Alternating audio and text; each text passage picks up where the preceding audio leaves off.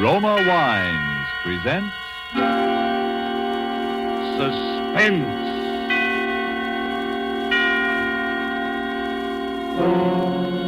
Roma Wines, made in California for enjoyment throughout the world. Salud. Your health, senor. Roma Wines toast the world. The wine for your table is Roma Wine, made in California for enjoyment throughout the world. The Roma Wine Company of Fresno, California welcomes you again to this weekly half hour of Suspense. Tonight from Hollywood, Roma Wines bring you as stars Miss Ida Lupino, currently being seen in Warner Brothers In Our Time, and Mr. Vincent Price of 20th Century Fox, soon to be seen in the Darrell F. Zanuck production Wilson. For the appearance of these two distinguished screen personalities, Lucille Fletcher has written a suspense play that deals with brooding anxiety and sharpening suspicion, played against the severe and forbidding background of the late Victorian era. And so, with Fugue in C minor, and with the performances of Ida Lupino and Vincent Price, we again hope to keep you in suspense.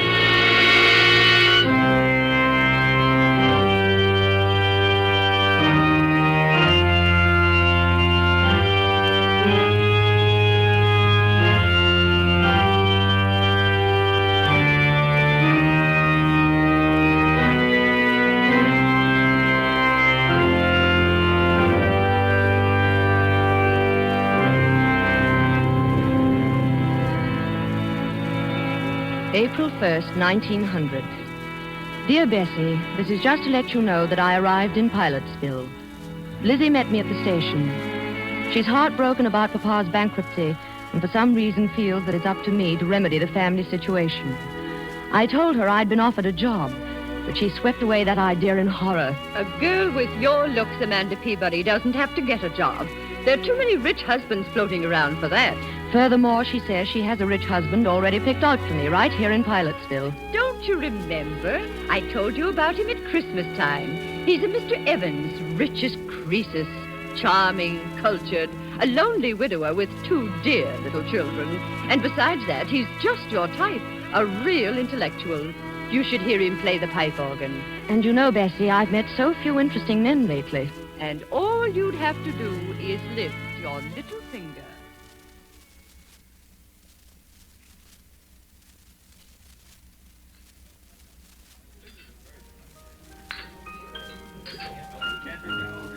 Mr. Evans. Oh, good evening, Mrs. Chumley. How delightful to see you here. I'd like you to meet my sister. Mr. Evans, my sister, Amanda Peabody. Delighted, I'm sure. It's a lovely party, Mr. Evans. Thank you, Miss Peabody.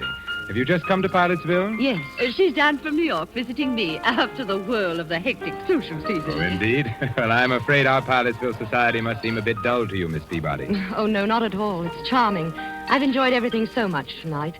Your beautiful house, the music. I hear you're going to play for us, Mr. Evans. Oh, a bit. Do you care for organ music, Miss Peabody? Very much. I never miss a church recital. But what a luxury it must be to have your own pipe organ right here in the house. I'm afraid I couldn't do without it. It's my hobby, you know. Bach, Buxtehude, César Franck. Don't you adore their work? Oh, Amanda's very musical. You should hear her render The Burning of Rome. Yes. And the delightful thing, of course, about having a pipe organ in the house is that it's everywhere. To sit at a keyboard and hear the walls, the ceilings, the floors vibrate. You see, Miss Peabody, I've had the pipes installed all over the house. Under this floor, for example, are all the choir stops. Up in the bedroom walls are the stops for the swell manual. In the great 32-foot pedal stops, the giant diapasons are underneath the staircase. My children sleep next door to the echo chamber. So, you see, we live like angels here in a paradise of music. How thrilling. Now, ladies, come upstairs to the second floor landing, won't you? And I'll show you the console. It was made for me in Vienna.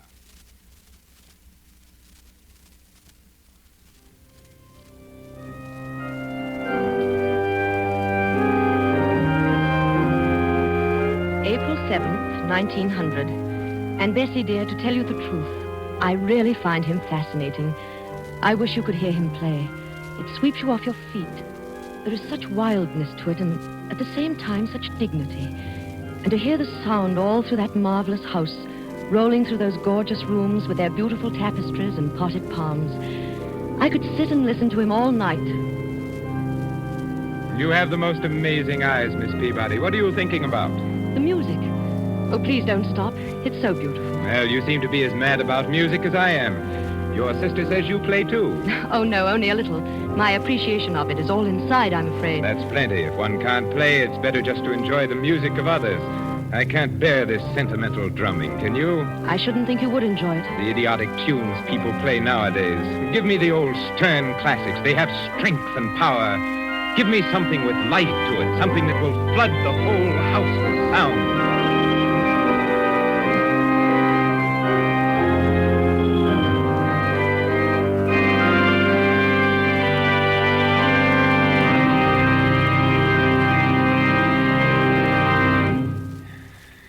Marvelous. You're a very unusual girl, Miss Peabody. Quite unlike the run of girls down here at Pilotsville. Yes, in what way? Oh, it's rather hard to explain. Some more tea, Amanda? No, thank you. A muffin? No, thank you. You have an excellent cook, Mr. Evans. Please call me Theodore. You know you promised. Theodore. Amanda. And your house is beautifully run, too. You must have an excellent housekeeper. Everything always looks so charming and quiet. I haven't even heard a peep out of your children. My children? Oh, yes, the children have been away at school. You have two, haven't you? Yes, Daphne and David. What sweet names. Ordinarily, I don't approve of schools for young children, but you see, they were rather overwrought. After Mrs. Evans passed on... I can well understand. They were almost morbidly devoted to their mother, and then, of course, the unfortunate circumstances of her death, but... I suppose your sister, Mrs. Chumley, has told you all about that. No, not very much, except your wife was killed in a street accident, wasn't she? Yes, in Philadelphia. A brewery wagon and 4 horses ran her down. Oh, how terrible. It's something I don't like to think about very often. Poor, beautiful Margaret. Well, it's like a nightmare, Amanda, and I still can't feel reconciled, but...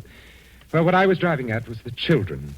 They were in school when she died, and by some malicious stroke of fate, there was an epidemic of scarlet fever raging up there.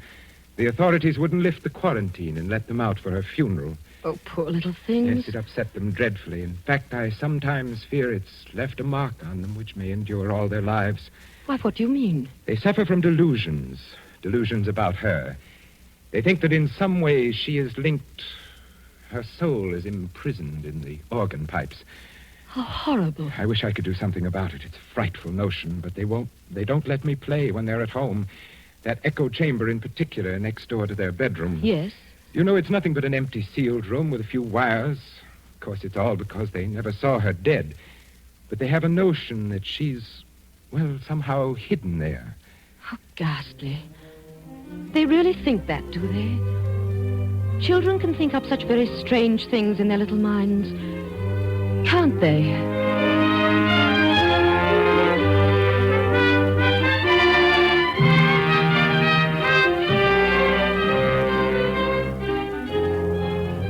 Tonight for Suspense, Roma Wines are bringing you as stars Miss Ida Lupino and Mr. Vincent Price, whom you have heard in the prologue to Fugue in C minor. Tonight's tale of suspense.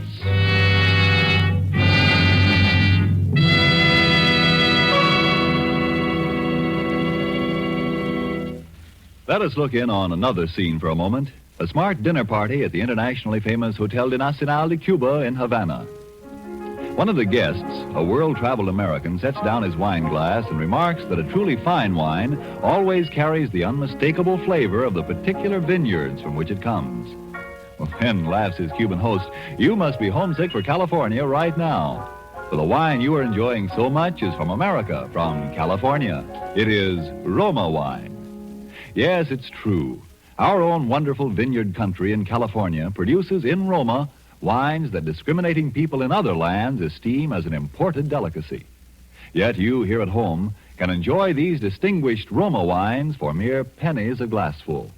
You pay none of the expensive overseas shipping charges and duties. Daily with your meals or when entertaining or any time, you can delight yourself with the wonderful flavor that comes from age-old wine-making traditions perfected by modern quality controls and tests. Yes, only pennies a glassful for a treat you are certain to enjoy. For remember, Roma wines are America's largest selling wines. Roma, made in California for enjoyment throughout the world. And now it is with pleasure that we bring back to our sound stage Ida Lupino as Amanda Peabody and Vincent Price as Theodore Evans in Fugue in C minor. A tale well calculated to keep you in suspense.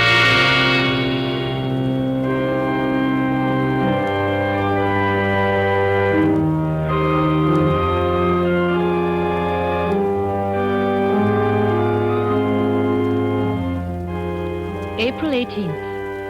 I met the children today, Bessie, for the first time. It was a shock. They're strange little creatures, utterly unlike their father. The girl is about 11 and the boy 8. They were both dressed in deep mourning. Their large gray eyes seemed strained with terror. They listened and trembled at every sound. This is Miss Peabody, children. She's a very good friend of mine. Now, I want you both to shake hands with her. Oh, come now, Daphne.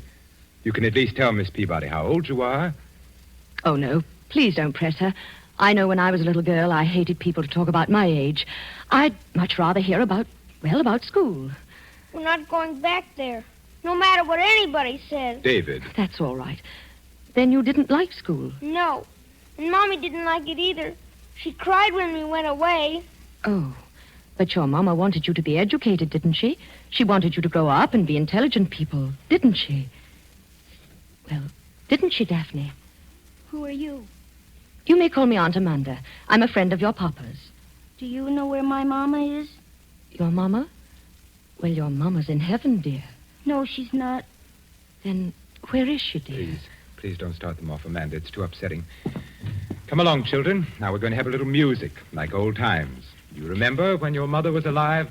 We all used to play together. David, you with your cornet, and Daphne at the violin, and Mama at the piano. Well, Miss Peabody plays the piano, too. And she's promised to play Narcissus, Mama's favorite piece. Well? Well, perhaps some other time, Theodore, when they don't feel so strange. I tell you, I've humored them to death. Now, come, David. There's your cornet on the mantelpiece. And Daphne? No. I insist. Look, now, I'll start the melody on the organ. David, you come in with your cornet obbligato in the third measure. Daphne, you can follow me.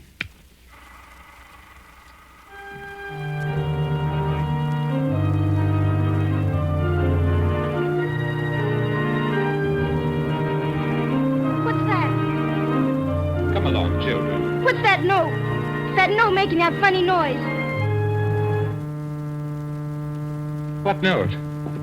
Oh, you mean that? Oh, that's just a cipher. A wire must have stuck somewhere. One of the pipe valves. It's Mama. That's where Mama is. She's calling for us. Now, don't be silly. I'll just hit the key a few times and it'll stop. You've heard these ciphers before, haven't you, Miss Peabody? Well, I don't know much about pipe organs. It's a common technical occurrence, but very annoying, of course. What is she doing in there? Why doesn't it stop? That's where she is. She's in the pipe and she can't get out. Daphne, stop that nonsense. Oh, hush, dear. Your Papa will fix it. No, he won't. He can't. She won't let him because he killed her. Daphne, what did you say? Oh, she didn't mean it, I'm sure. The poor little thing's hysterical. We should never have tried to persuade them. Oh, Amanda. Just because they never looked upon her face, because they never saw her lying there in the coffin. Hush, hush. My own children believe that I am a murderer. Theodore, you're making them both sick. As though I who loved their mother so much, who was so devoted for 12 years. Do I look like a murderer, Amanda? Do I? No. There it is again. It's Mama. It's Mama. Shh, dear. I'll take them upstairs for you, Theodore, while you try and fix it.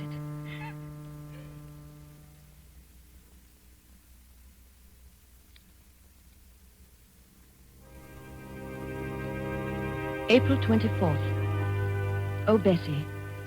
Those poor little children. We took them out to the cemetery today to show them her grave. A marble angel guarded it. It was planted with pure white tulips. How final it was and peaceful. And yet they began to tremble again the moment we set foot inside the house. Poor Theodore. The man is nearly out of his mind. What can he do? I keep asking myself that question. She died in Philadelphia, you say? Yes, on May 15th, just a little less than a year ago.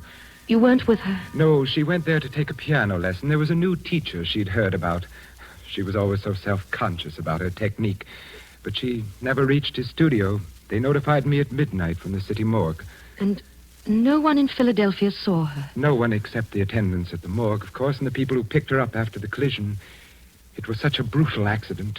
There'd be no one from among them who could speak to the children, explain to them? Oh, no. Oh, it's so horrible, so sordid. Oh, I know, my dear. I hate to make you suffer. But if we could find some way, if they could just believe.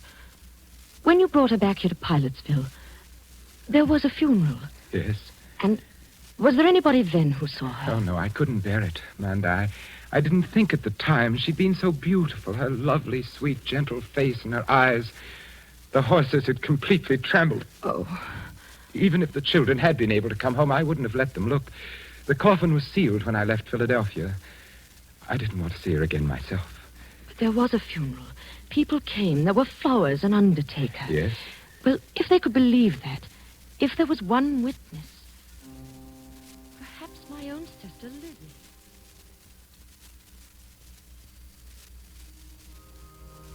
Funeral, Amanda? Of course there was a funeral. The finest funeral in town. A snow-white hearse and 25 coaches. Everybody sent flowers. The casket wasn't open, but I've been to lots of funerals where they don't open the casket. And from what I understand, she was pretty badly mangled. But it was a beautiful funeral. Mr. Evans played the organ himself, the finest selections, all the sweet old pieces his wife liked. There was Narcissus and Mighty Like a Rose and Goodbye Forever.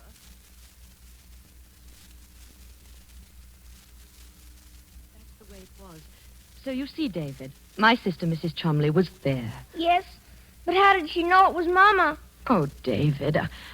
She didn't see Mama, did she? Well, nobody saw your poor Mama, dear.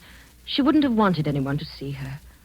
Mommy wasn't there. She talks to us every night. She tells us to look for her. Where, dear? In the pipes. But, David, your Mama's dead. She's been dead for nearly a year. Now, you saw her grave out in the cemetery. She's happy and at rest. Why doesn't Papa give us a key? If he'd only let us have it, we could look for her. What key, dear? The keys to the pipes. There's a little door just underneath the stairs. That's where the big pipes are. And inside it's all dark.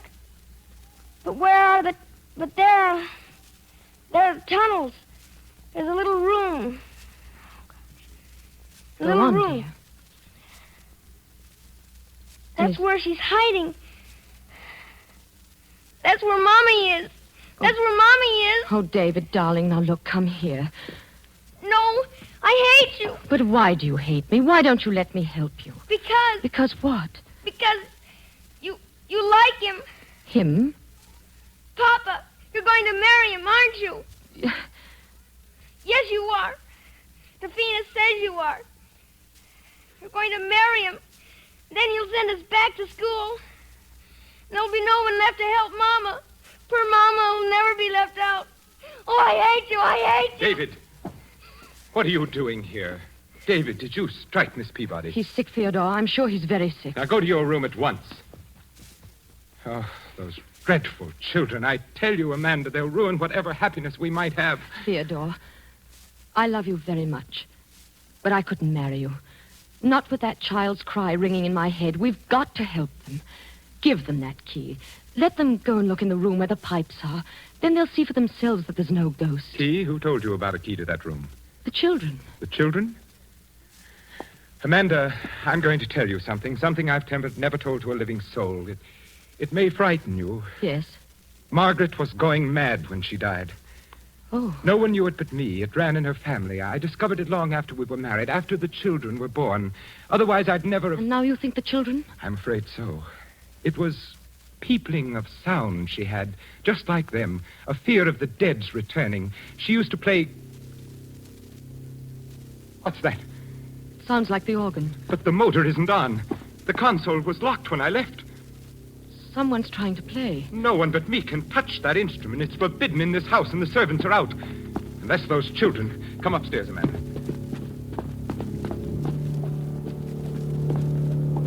Theodore. Why, there's no one here. No one at the keyboard. The organ's playing itself. That's impossible. The motor's not going. The motor? Yes, it sets the bellows going. There's no air in the pipes unless it's on. No air to make the pipes speak. It's impossible, I tell you. Perhaps the children found the key and got in. Key? No. The key's here in my pocket. There's no other way in. No. Theodore, open that door. Go in there and see what's happening, please. No. Theodore. I won't give in. I won't be a prey to it. Do you hear? I won't. I won't. Here. It's stopped now.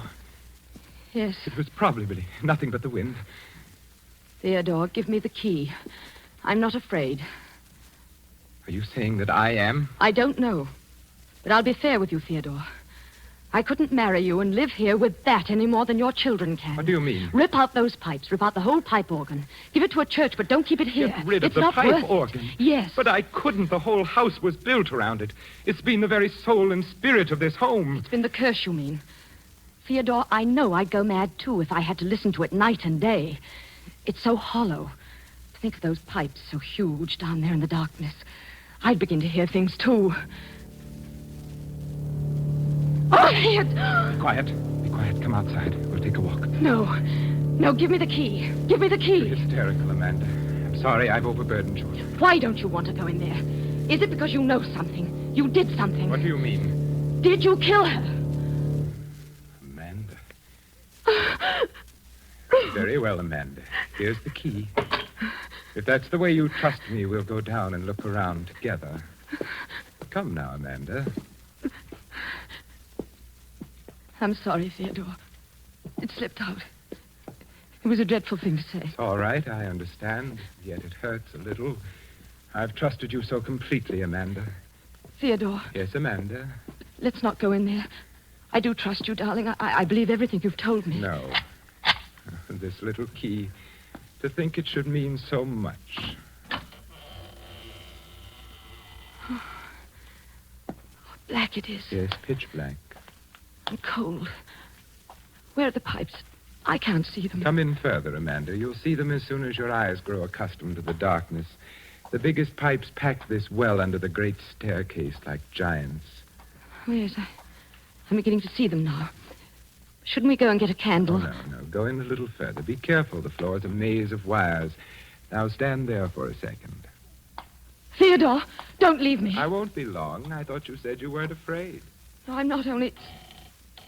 Where are you going? Just upstairs to play for you. Theodore. I'd like you to hear how the music sounds in the darkness. It's quite an experience being so close to the pipes.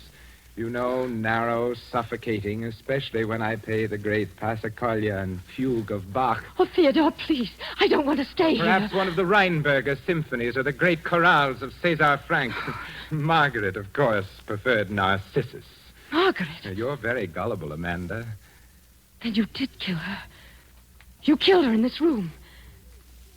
And you're going to kill me. Yes, simple, isn't it? But why? I don't Why? know. One gets tired every now and then of mere music.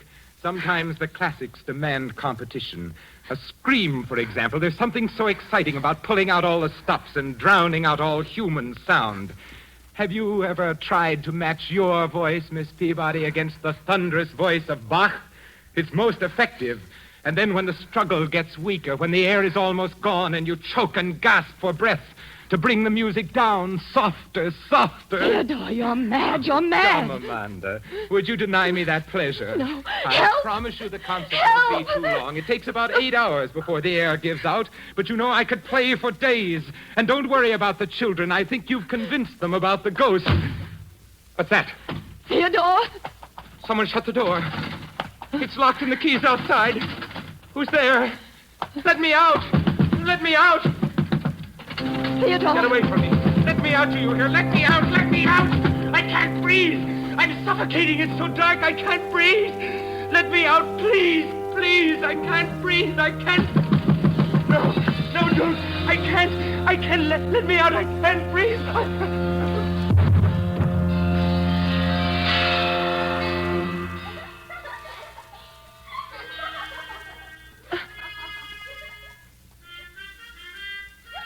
Theodore. Theodore! Let me out! Let me out! He's dead! He's dead! Daphne, David, where are you? Open the door! Help me! Help me! Oh, no! No! Help! Help!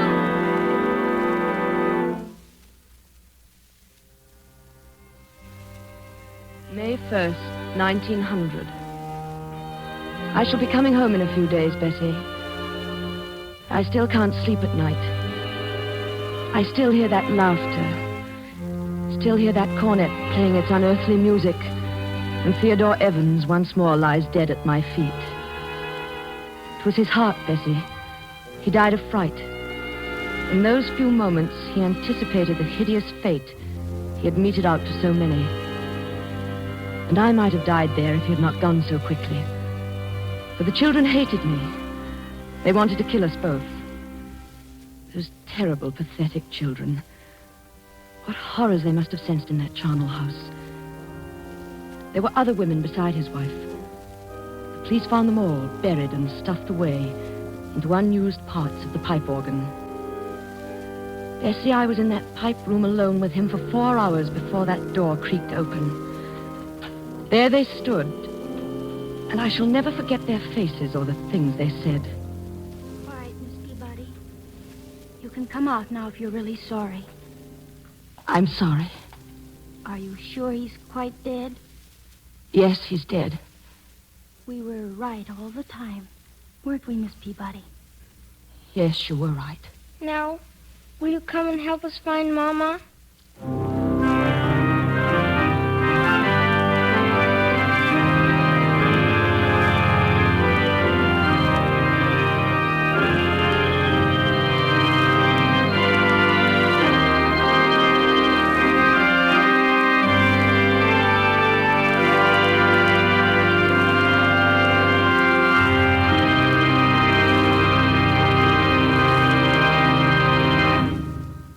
And so closes Fugue in C minor, starring Miss Ida Lupino and Vincent Price. Tonight's tale of Suspense. Suspense is produced and directed by William Spear. Of all the rich treasures man gets from the earth and Mother Nature, none has been more highly esteemed than wine, good, delicious wine. And if you are one who does not yet know how much and how delightfully Roma wines add to your meals, well, let me urge you not to miss out any longer on such a treat as this. There's nothing complicated about it. Just get and serve Roma wine with any meal or any time in any kind of glass you wish. Serve it chilled. Try the many different kinds of Roma wine until you find those you like best of all. Try Roma California Sherry with its wonderful nut-like flavor as an appetizer, or ruby red Roma Burgundy, or the deliciously delicate flavored Roma Sauterne. These superb wines cost you only pennies a glassful. And yet, they make even the simplest meal taste like $1 million. Get some today. And if your dealer is temporarily out of Roma, please try again soon. You owe it to yourself to have and regularly enjoy R-O-M-A, Roma Wines, America's largest selling wines. Made in California for enjoyment throughout the world. This is Ida Lupino. Mr. Spear has just been telling me a little about next week's Suspense show.